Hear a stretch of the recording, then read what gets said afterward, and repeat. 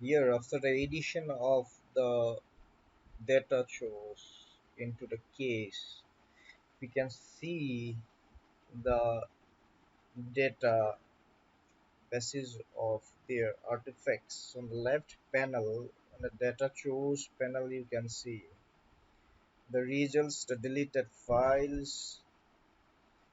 When you click, it reflects on the right hand side in the grid view, and below you can see the informations like exit data, encrypted data, installed programs, and many more like sellbacks, web history, web search, and some email accounts too that I'm having with the data shows that I have added into this case.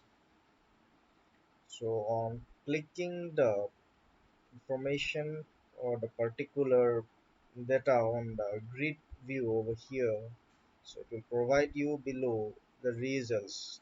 That means the informations about the data, or you can have the file metadata too. So you can scroll it down and check the informations like access, modified, created that, and it has values with it.